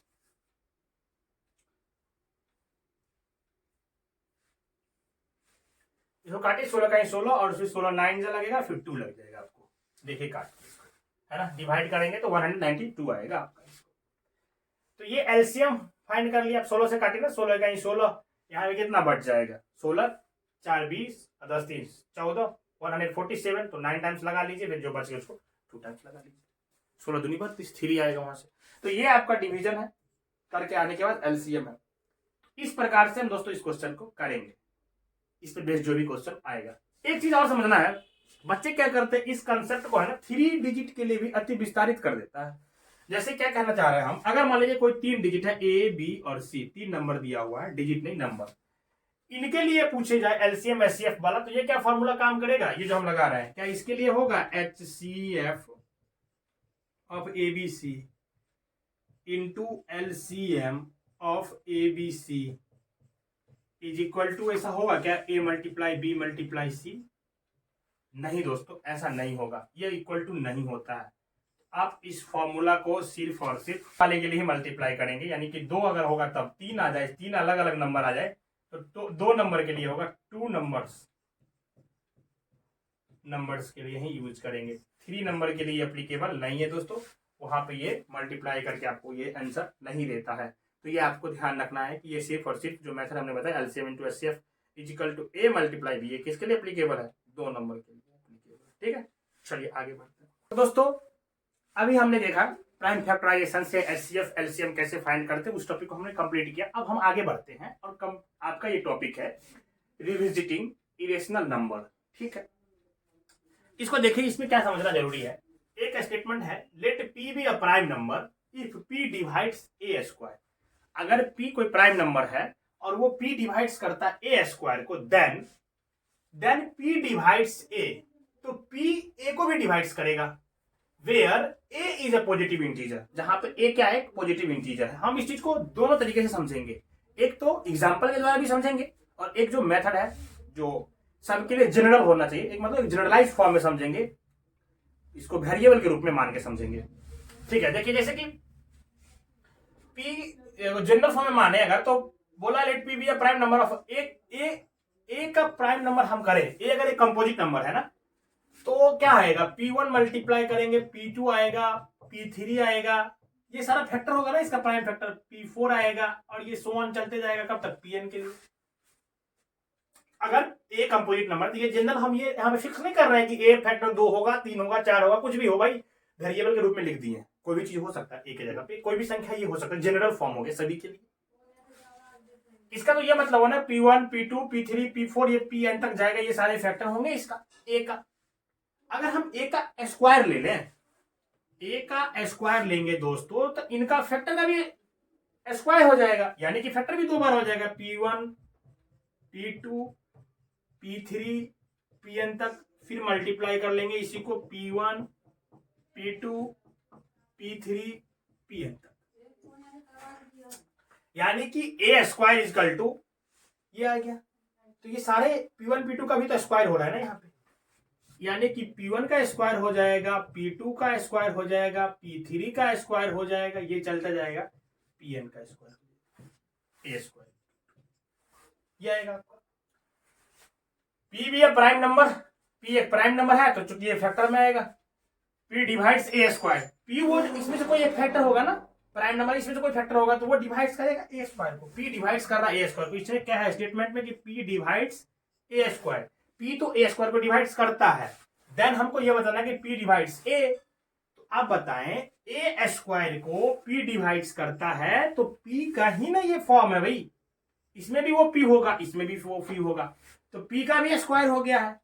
तो वो P जो स्क्वायर से पहले था वो एक डिवाइड करेगा इसको, यानी 2 होगा तो 2 दूना 4 हुआ होगा यहाँ पे, तो दोनों में तो 2 रहेगा ना, 4 में 2 × 2, तो P इसमें से कोई एक होगा, हमको नहीं पता क्या होगा, लेकिन इसी में से कोई एक होगा जो इसको डिवाइड्स करेगा, तो वो P तो इसमें भी होगा, इसी का यहाँ पे स्क्वायर हुआ तो वो इसमें भी होगा, तो P इसमें भी है, वही P इसमें भी होगा। तो जब इधर स्क्वायर किए हैं तो इसका स्क्वायर हो गया किसका, फैक्टर का। तो P डिवाइड्स जब ए स्क्वायर को करता है तो वो P इसमें भी तो होगा ना, वही P डिवाइड्स करेगा किसको, ए को भी। इज इट सिंपल, समझ में? यही बात कह रहा है कि तो P जो है ए को भी डिवाइड करेगा, हाँ करेगा, हम ये देख भी लिए। अब देखिए इसको एग्जांपल के द्वारा देखते हैं। अगर जैसे मान लीजिए 6 है, 6 का फैक्टर 2 है और 3 है, हो गया। अब बताइए ये 2 और 3 जो फैक्टर है, हम कहें कि 6 का स्क्वायर लेंगे तो 2 × 3 और यह हो जाएगा आपका 2 × 3, 36 हो गया। तो 2 × 3 यानी 2 का स्क्वायर × 3 का स्क्वायर, तो यही ना P है भाई, ये 2 या 3 P होगा। तो 3 डिवाइड्स अगर 36 को कर रहा है तो 3 तो यहाँ पे भी है, तो 3 डिवाइड 6 को भी तो करेगा ना, 3 × 2 = 6।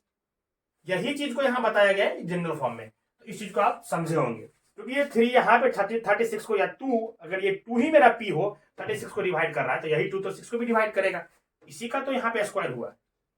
अगर ए स्क्वायर को डिवाइड्स कर रहा है तो वो संख्या को भी डिवाइड्स करेगा, यानी ए को भी डिवाइड्स करेगा, तो P डिवाइड्स ए स्क्वायर, तो हम यहाँ पे लिख दिए P डिवाइड्स ए भी होगा। ठीक है, तो ये चीज हमको समझना था। अब आगे बढ़ते हैं दोस्तों, अब हम यहाँ पे प्रूफ करेंगे √2 रेशनल नंबर है या इरेशनल नंबर है। इस पे बेस्ट क्वेश्चन आता है कि प्रूफ करिए कि √2 इज अ इरेशनल नंबर, तो कैसे करते हैं उसको आप आगे देखते हैं। तो ये दोस्तों ये क्वेश्चन है कि proof that √2 is irrational number, इस पे अब हम लोग बात करेंगे। अब देखिए दोस्तों, हमको प्रूफ करना है, ऐसा क्वेश्चन आपको बोर्ड एग्जाम में पूछा जाता है, और इसको अच्छे तरीके से समझिए, ठीक है, क्योंकि इस बेस्ड क्वेश्चन आपको आता ही आता है, तो ये आपको आना चाहिए और आसानी से आप इसको समझ जाओगे, आसानी से सॉल्व कर लोगे। ठीक है, इसमें बेस्ट और भी एग्जाम्पल आप कर लेना। देखो हम एक प्रूफ करते हैं √2 के लिए, proof that √2 is irrational number. कुछ इसमें लाइन लिखना होता है जो हम यहाँ पे लिख दिए हैं, चूंकि वीडियो लंबा ना हो इसलिए हम जो लिखने वाला पार्ट है जिसमें समझाने की मतलब है नहीं ज्यादा, उसको हम लिख दे रहे हैं आपको, उसके बाद इसको वीडियो में काट दे रहे हैं। ठीक है, लेट अस एज्यूम, अभी ऐसे लिख लेना कि let us assume to the contrary that √2 is rational. हम इसको बनाते कैसे है कि कंट्राडिक्शन मेथड यूज करते हैं। जैसे बोला है कि इरेशनल प्रूव कीजिए, तो हम मान लेते हैं कि √2 रेशनल है, उसका उल्टा। फिर हम जो मानते हैं उस चीज में देखते हैं कि हमारा मानता है तो गलत हो रहा है, हमने जो सपोज किया वो तो गलत हो गया, तो फिर हम कहते हैं नहीं भाई हमने माना था रेशनल, वो गलत हो गया, इसीलिए ये इरेशनल नंबर है। इस क्वेश्चन को करने का यही तरीका है। ठीक है, तो आप इसके यहाँ पे अपना भी लाइन लिख सकते हैं। हम यहाँ पे लिखे let us assume to the contrary that √2 is rational. हम यहाँ पे मान लिए कि √2 क्या है, रेशनल है। अगर रेशनल है तो नंबर रेशनल नंबर है, then there exist positive integer a and b such that, तो इसके बीच एक positive integer a and b आएगा जो सच दैट क्या, तो √2 इज इक्वल टू, अगर √2 रेशनल है तो √2 को हम a/b के फॉर्म में लिख सकते हैं, जिसको p/q के फॉर्म में कहते हैं, लिखेंगे ना भाई इसके बराबर। जहां ये a/b जो है इसके लिए हम यहां पे लिख देंगे where a and b are coprime. अब बोलेंगे कि सर ये को प्राइम क्या होता है? तो को प्राइम वैसा संख्या होता है जिनके बीच का HCF सिंगल 1 हो, यानी 2 नंबर का HCF 1 आता है तो उसे को प्राइम कहते हैं। इस चीज को ऐसे समझिए, अगर हम 5/10 लिखे हैं तो क्या 5 और 10 को प्राइम नंबर है? नहीं है। अब देखो इसको को प्राइम करते हैं, 5 1 जा 5, 5 2 जा 10, 1 और 2, इनका HCF क्या हो जाएगा? HCF अगर आप निकालोगे तो 1 आएगा, तो ये को प्राइम है। तो को प्राइम संख्या यानी कि इस दोनों संख्या को पूरा क्या कर दिया गया? सिंप्लीफाई किया गया। इनके बीच अब कोई भी कॉमन फैक्टर नहीं बचा। जैसे 5 और 10 के बीच में कॉमन फैक्टर था ना, तो 5, उन दोनों को काट के हम सिंपलेस्ट फॉर्म में ले आए ना 1/2 में। ये 1/2 जो संख्या का फॉर्म है ये कॉम्प्लेक्स सिंपलेस्ट फॉर्म है। इनके बीच में 1 के अलावा कोई भी कॉमन फैक्टर नहीं है, हम ये माने हैं। ठीक है, तो बात यहाँ पे ये है कि ये दोनों संख्या ए और बी जो है को प्राइम है, यानी इनके बीच में कोई भी कॉमन फैक्टर नहीं है।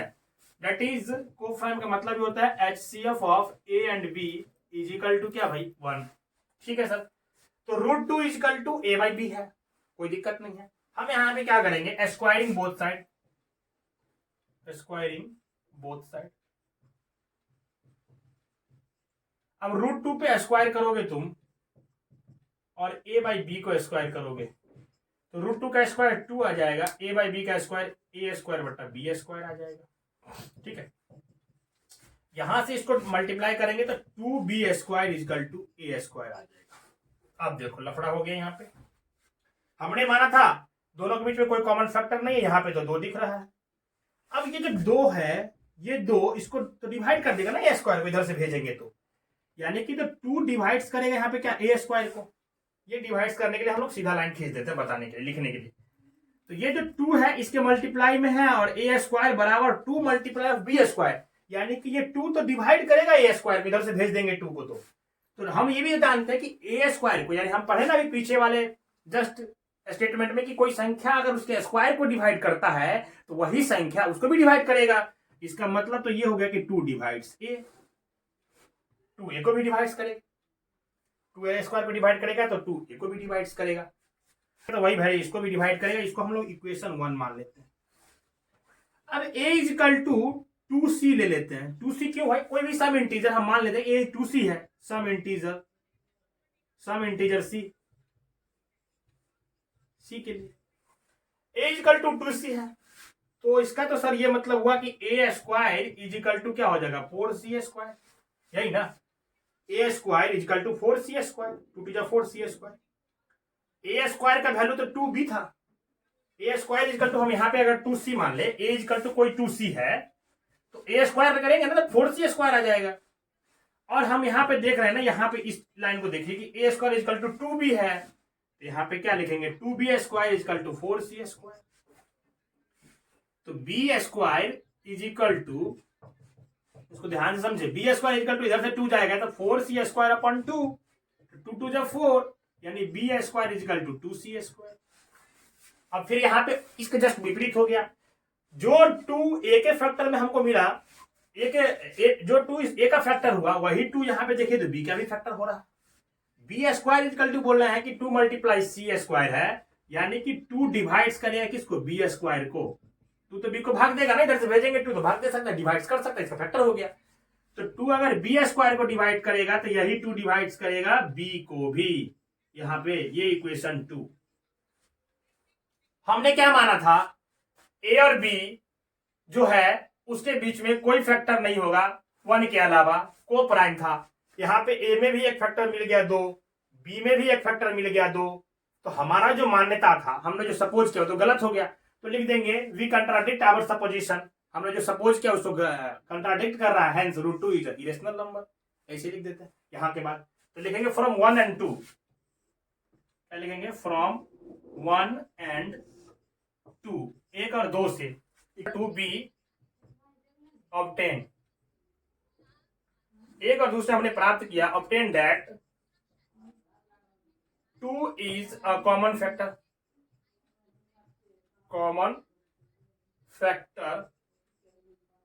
of a and b, but this contradicts the first fact that A and B have no common factor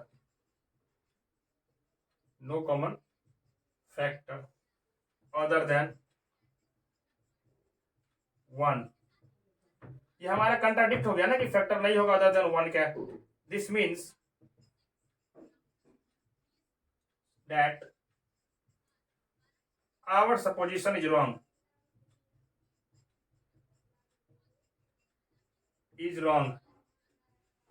hence √2 is irrational number, is an irrational number। इतना करने के बाद चूंकि हमने यहाँ पे देखा कि 2 भी इसका फैक्टर में आ गया, 2 भी इसका फैक्टर में आया था सर, लेकिन हमने ये भी माना था कि 1 है, कोई फैक्टर नहीं होना चाहिए। तो फिर कंक्लूड कर देंगे बातों को हम अपनी, लेकिन फ्रॉम 1 and 2 बी ऑब्टेन्ड, हमने प्राप्त किया obtained that 2 is a common factor of a and b. Common factor आ गया ना, ए को भी 2 डिवाइड कर रहा है, यहाँ पे बी को भी 2 डिवाइड कर रहा है, दोनों के बीच में कॉमन फैक्टर है। Contradict the fact that a and b have no common factor other than 1। ये कंट्राडिक्ट हो गया ना, इस बात को तो कंट्राडिक्ट कर दिया कि हम ए और बी जो एग्जिस्ट करवाए थे जिसके बीच में कोई भी कॉमन फैक्टर नहीं है उसको।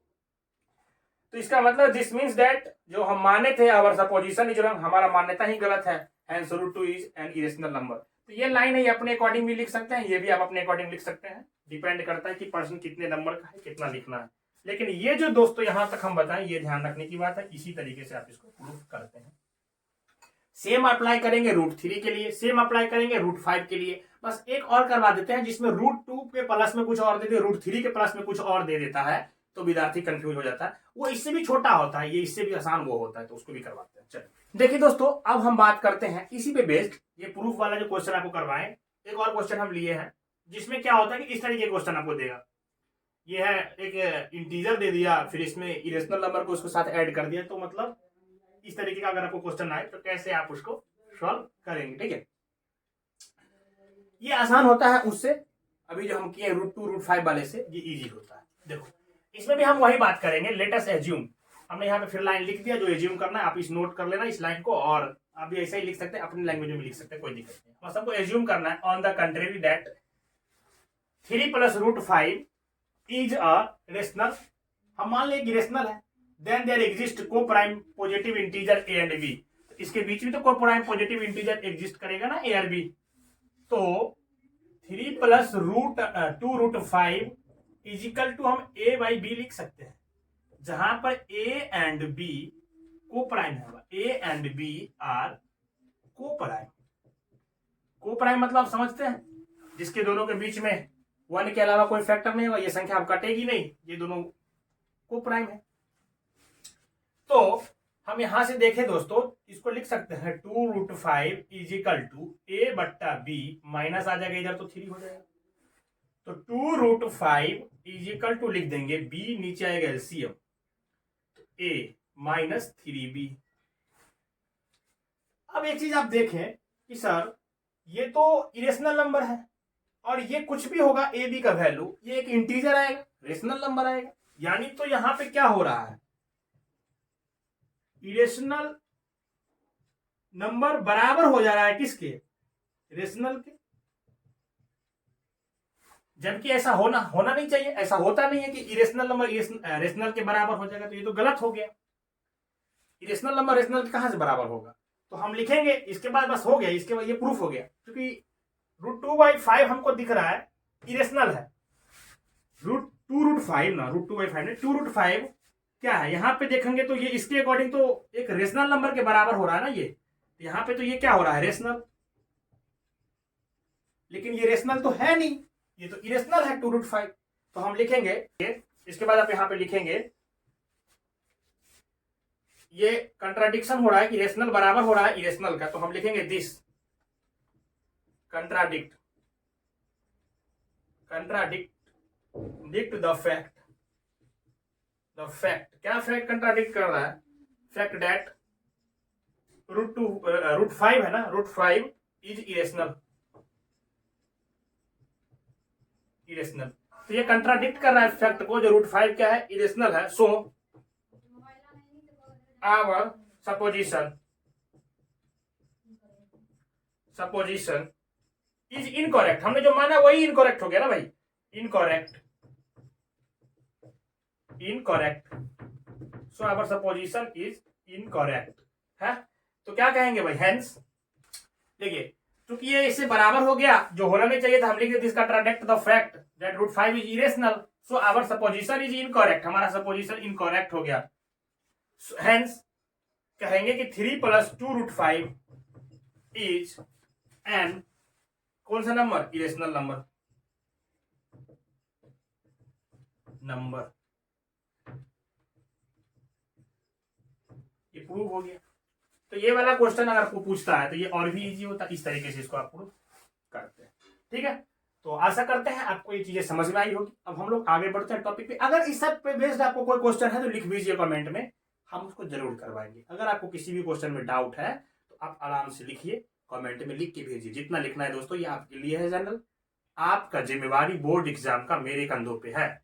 इस 1 महीने के टाइम में मैं आपको सभी चैप्टर का रिवीजन करवा दूंगा, इस बात की गारंटी है, और आप जाना बोर्ड एग्जाम आराम से देकर के आना। अगर आप पढ़ लिए हैं तब भी आपके लिए यूजफुल होगा, आपने रिवाइज कर लिया तब भी यूजफुल है, अगर आपने अभी तक नहीं पढ़ा है तब भी आपके लिए यूजफुल है। बस इस वीडियो को लास्ट तक देखिए, और इसको लिखने की जरूरत नहीं है, आप मेरे टेलीग्राम ग्रुप में जाइए, ज्वाइन कीजिए, वहां पे इसका पूरा लिखा हुआ नोट्स हम खुद प्रोवाइड करा देंगे, आपको टाइम बर्बाद नहीं होगा। 1 घंटा देखिए, आपका रिवीजन कंप्लीट। आगे बढ़ते हैं दोस्तों, यहाँ पे हमने एक चार्ट बनाया है। तो दोस्तों अब जो हमारा नेक्स्ट टॉपिक है ये लास्ट है, इसके बाद आपका रियल नंबर कंप्लीट। तो revisiting rational number and their decimal expansion. तो इन्होंने तो पहले ही कह दिया कि रेशनल नंबर के बारे में ही बात करेंगे। इसका मतलब है कि डेसिमल एक्सपेंशन जो आपको पढ़ना है, या तो वो टर्मिनेट हो जाएगा, अगर वो टर्मिनेट नहीं होगा तो नॉन टर्मिनेटिंग रिपीटिंग होगा, यानी P/Q के फॉर्म का डेसिमल नंबर आपको अभी पढ़ना है एक्सपेंशन के बारे में। यहाँ आपका जो टॉपिक है, क्योंकि डेसिमल एक्सपेंशन जो होता है दोस्तों 2 प्रकार के होते हैं, या तो टर्मिनेटिंग, जो टर्मिनेट कर जाए, जैसे एग्जांपल लिखिए 3.25 टर्मिनेट कर गया ना, बात खत्म। नॉन टर्मिनेटिंग, नॉन टर्मिनेटिंग में देखिए क्या होगा, या तो होगा 0.3333 ये चलते जा रहा है स्वान, यानी 0.3 रेकरिंग जो रिपीट कर रहा है।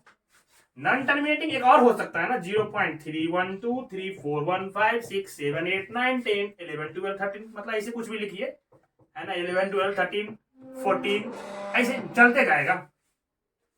क्योंकि 11 12 13 ये 1 हो गया, 2 होगा, एक डिजिट हम लोग पढ़ते हैं डेसिमल के बाद, ये तो आप समझते हैं, मैंने इसको फ्लो में से आपको पढ़ के बताया, एक राइम हो रहा था। ठीक है, तो आप देखें ना, तो ये भी तो डेसिमल एक्सपेंशन है, तो नहीं टर्मिनेट हुआ टर्मिनेट नहीं हुआ, चल ये रहा है, लगातार चल रहा है। ठीक, ये तो रिपीट कर रहा था, सेम बात बार बार, जैसे गर्लफ्रेंड करती है ना सेम बात बार बार, वही हो रहा था यहाँ पे। झगड़ा करने का मन है तो एक ही बात को लगा था, ये हो रहा है नया नया कारनामा हो रहा है यहाँ पे, दोनों क्या है, नॉन टर्मिनेटिंग है। अब एक चीज और, अगर नॉन टर्मिनेटिंग में रिपीटिंग होगा, जो ये वाला हुआ है, तो ये भी रेशनल नंबर होगा, ये भी रेशनल नंबर होता ही है, नॉन टर्मिनेटिंग रिपीटिंग डेसिमल, ये रेशनल नंबर होगा। लेकिन नॉन टर्मिनेटिंग नॉन रिपीटिंग, न तो टर्मिनेट हो रहा है न ही रिपीट हो रहा है, जैसे ये चल रहा है, तो ये इरेशनल नंबर है। क्योंकि इसको हम P/Q के फॉर्म में लिख नहीं पाते हैं, तो ये वाला डेसिमल एक्सपेंशन हम अभी यहाँ पे नहीं पढ़ेंगे, मैंने आपको सिर्फ बताया है। हम अभी 2 तरीके के डेसिमल एक्सपेंशन देखेंगे, या तो टर्मिनेटिंग या फिर रिपीटिंग। इसको कैसे क्या करना है आगे बढ़ते हैं। ठीक है, चलिए 0.375 एक डेसिमल लेते हैं, 0. ये आपका एनसीईआरटी का ही एग्जांपल है, 0.104। यहाँ पे 2 डेसिमल हम लिए दोस्तों, कुछ इसमें करते हैं। देखो, अगर यहां से डेसिमल हटाओगे तो क्या होगा, 375 अपॉन, है ना, 30, इसी को लिख सकते हो क्या, 375 अपॉन 10 to the power 3। ठीक है सर, यानी जो डेसिमल टर्मिनेट हुआ है उसके 10 के पावर के रूप में हम लिख सकते हैं। इसका तो सर ये मतलब हुआ 375 को हम लिख सकते हैं 2 × 5 का पावर 3। हाँ लिख सकते हैं, कोई दिक्कत नहीं, दोनों पे पावर 3 आ जाएगा, यानी 375 को हम ये भी लिख सकते हैं 2 का पावर 3 × 5 का पावर 3। नहीं लिख सकते, लिख सकते हैं। चलो अब एक चीज बताओ, ये तो ठीक है, यहाँ पे हमको कोई दिक्कत नहीं है, हमने यहाँ देखा ये संख्या है, इसको इसके पावर के रूप में लिख सकते हैं। ठीक है, ठीक इसी तरीके से इसको देखो 0.104, इसको भी तो लिख सकते हैं ना। तो 104 को हम लिख सकते हैं 10⁻³ के रूप में, यानी इसको भी लिख सकते हैं 104 2⁻³ इंटू 5⁻³। तो एक चीज निकल के आया, जो डेसिमल एक्सपेंशन टर्मिनेट हो गया है, जो डेसिमल एक्सपेंशन टर्मिनेट हो गया है, उसके डिनोमिनेटर को, किसको, डिनोमिनेटर को हम 2 इंटू 5 के पावर m इंटू n के फॉर्म में लिख सकते हैं। 2 के पावर m इंटू 5 के पावर n के फॉर्म में लिख सकते हैं, जैसे कि यहाँ पे लिखा हुआ है। इसको भी देखो इसी फॉर्म में है ना। ठीक, अब हम इसको थोड़ा और कुछ करते हैं। 375 बट्टा ये है ना, इसको थोड़ा सा सिंपलेस्ट फॉर्म में लेते हैं। 5 7 35 36 37 25 25 5 दूना 10 00। यहाँ फिर से काटेंगे, 5 से कट जाएगा ना, 5 1 जा 5 6 7 25 25 15, ये काटेंगे 5 चौक 20 0 5 3 15 5 8 40, ये आ जाएगा 3/8, एकदम सिंपलेस्ट फॉर्म में, जब दोनों के बीच में कोई भी फैक्टर रहेंगे वन के अलावा, यानी को प्राइम नंबर में। अब आप देखोगे इसको लिखोगे 3 इंटू 2 का पावर कितना होगा, 2 2 जा 4 4 2 का पावर 3 2 2 जा 4 4 2 जा 8, इसको हम लिख सकते हैं, यही संख्या है ना।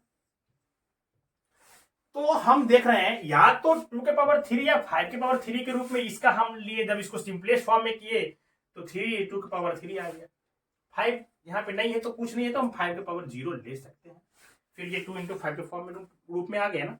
तो यार 2 के पावर 3 है। अब नेक्स्ट इसको देखते हैं, इसको 0 पॉइंट है ना, तो ये तुम्हारा क्या हो गया 104/1000। इसको काटे 2 5 10 2 दूना 4 2 5 10 00 2 दूना 4 2 6 12 2 दूना 4 1 2 5 10 0, एकदम पूरा बेसिक से काट रहे हैं भाई। तो देखिए 2 1 2 3 6 2 1 2 2 2 4 2 5 10 13/125। हम बेसिक से या 2 से काटे, आप काटने के लिए इसको डायरेक्ट 4 से भी काट सकते थे, है ना, हम 2 से ही काट दिए, कोई दिक्कत नहीं।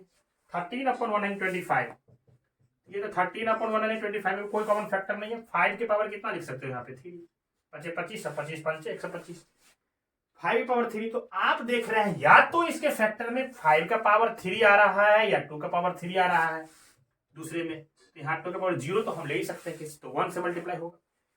तो किसी भी फैक्टर में या तो दोनों होगा, 2 का पावर 3 5 का पावर 3, डेसिमल एक्सपेंशन के फैक्टर अगर वो टर्मिनेट हो तो दोनों मिलेगा।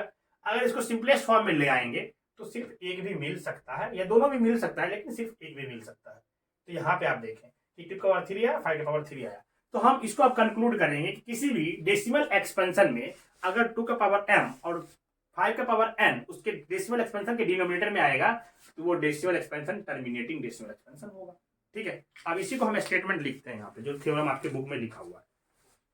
तो ये स्टेटमेंट है, ये दोस्तों आपके बुक में थ्योरम करके लिखा हुआ है। Let x be a rational number, मान लीजिए x अगर रेशनल नंबर है हुज डेसिमल एक्सपेंशन, तब उसका जो डेसिमल एक्सपेंशन होगा टर्मिनेट्स होगा, देन अगर टर्मिनेट होगा then x can be expressed in the form p by q। तो x को हम p by q के फॉर्म में एक्सप्रेस कर सकते हैं, वेयर p, जहां पे p and q are coprime, जहां पे p और q को प्राइम होगा, and the prime factorisation of q is of the form 2 के पावर n इंटू 5 के पावर m, वेयर n और m are non negative integer, यानी कि m और n जो होगा ये 0 से लेकर के कोई भी संख्या आपका हो सकता है, नॉन नेगेटिव इंटीजर है, नेगेटिव नहीं लेना है पहली बात। तो आप याद रखोगे p बाई q के फॉर्म में अगर कोई संख्या को बदलना है तो p होगा, यहाँ पे q क्या हो जाएगा 2 इंटू 5, यानी 2 के पावर m इंटू 5 के पावर n के रूप में होगा। ये m n आगे पीछे लिख दे, कोई दिक्कत नहीं है। तो आपको ये ध्यान रखना है कि अगर टर्मिनेटिंग डेसिमल होगा, कोई डेसिमल एक्सपेंशन टर्मिनेट हो तो p बाई q के फॉर्म में लिख सकते हैं उस रेशनल नंबर को, और उसके q को इस फॉर्म में लिख सकते हैं। ठीक है, टर्मिनेटिंग डेसिमल एक्सपेंशन जिसका होगा नॉन नेगेटिव इंटीजर। आगे बढ़ते हैं। अब देखिए 3/8 आपको अभी जो एग्जांपल लिया वही एग्जांपल फिर से लेते हैं। 3/8 दिया हुआ है और आपका 13/125 दिया हुआ है।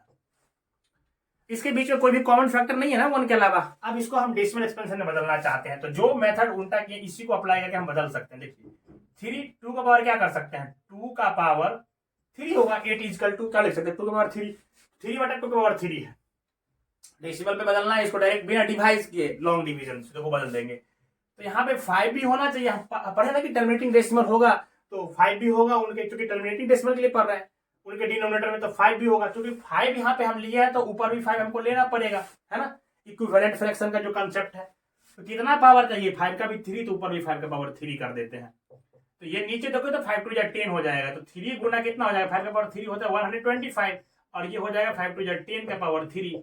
इसको मल्टीप्लाई करेंगे तो 5 तिहाई 15 का 5 बचा 1, 3 टू 6 1 7 बचा कुछ नहीं, 3 1 जा 3, बटा में आ जाएगा 10 टू द पावर 3, तो 10 की पावर 3 है, इसका मतलब 0.375 इसको लिख देंगे, क्योंकि नीचे 3 0 है तो 3 0 है, तो इसको 0 शिफ्ट करेंगे तो डेसिमल 3 नीचे बात आ जाएगा।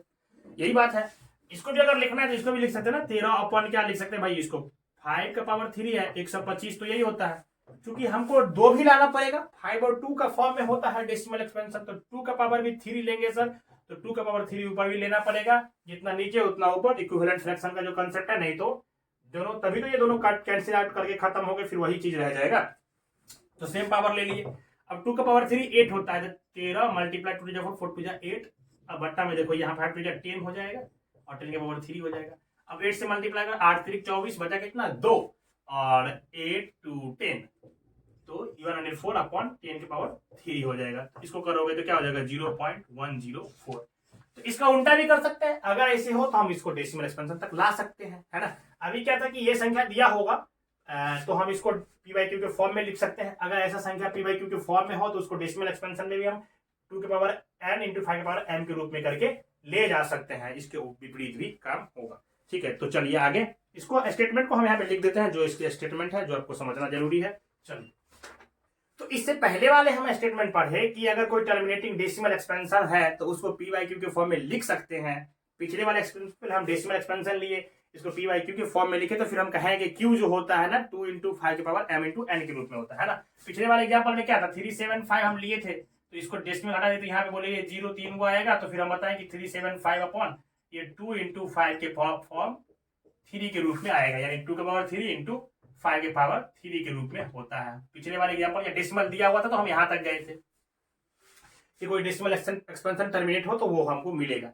अब हमको ये कोई पी बाई क्यू के फॉर्म में संख्या दे दिया, तो अगर हम इसको डेसिमल एक्सपेंशन करेंगे तो पी के पावर m एंड क्यू के पावर n के रूप में लाके हम डेसिमल एक्सपेंशन भी निकाल सकते हैं। यही बात है कि let p by q be a rational number, अगर पी बाई क्यू कोई रेशनल नंबर हो such that the prime factorisation of q, तो पी बाई क्यू कोई रेशनल नंबर है तो क्यू का जो प्राइम फैक्टराइजेशन होगा ना इज ऑफ द फॉर्म, उसका भी वही बात है, डेसिमल में हो तो भी पी बाई क्यू के रूप में करके लाइएगा तो प्राइम फैक्टराइजेशन 2 इंटू 5 के पावर m के रूप में होगा।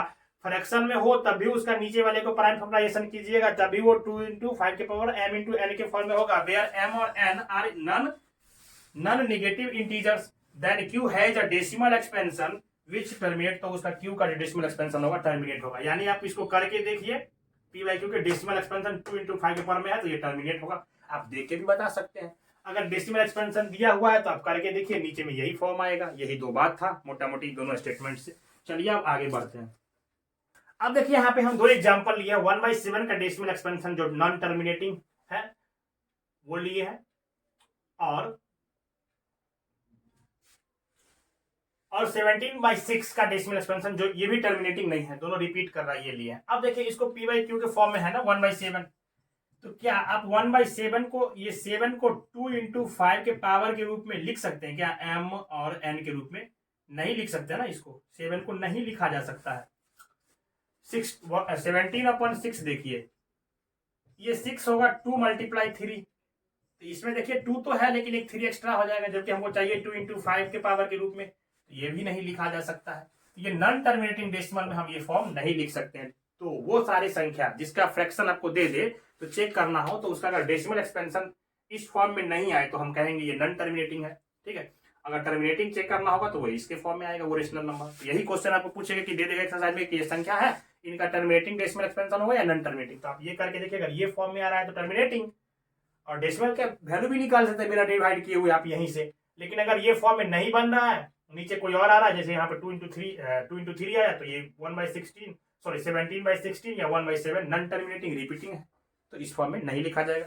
चलिए इसके लिए भी स्टेटमेंट जो आपके बुक में जल्दी से नोट करवा देते हैं, आपको लिखा देते हैं, है ना। इसको अगर नहीं लिख पा रहे हैं आप 2 इंटू 5 के पावर m इंटू n के रूप में, तो ये जो p बाई क्यू भी है रेशनल नंबर, ये जो रेशनल नंबर है such that the prime factorisation of q is not of the form, ये फॉर्म में अगर हम यहाँ पे क्यू को नहीं लिख पा रहे हैं, वेर एम और n are non negative integer, then x has a decimal expansion which is non terminating repeating. तो ये जो डेसिमल एक्सपेंशन है ये क्या कहलाएगा, नॉन टर्मिनेटिंग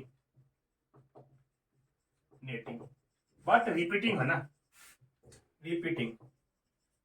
इसी को रेकरिंग वाला भी डेसिमल बोलते हैं, नॉन टर्मिनेटिंग रिपीटिंग कहिए या रेकरिंग डेसिमल बोलिए। तो ये चीजें थी, आपका टॉपिक कंप्लीट हो गया। एक दो क्वेश्चन हो करवा देते हैं इस पे बेस्ड। तो देखिए इस पे बेस्ड क्वेश्चन है दोस्तों, हम इजी 3 क्वेश्चन लिए हैं। आप एक्सरसाइज क्वेश्चन कीजिएगा, अगर आपको दिक्कत होगा तो आप कमेंट कीजिएगा।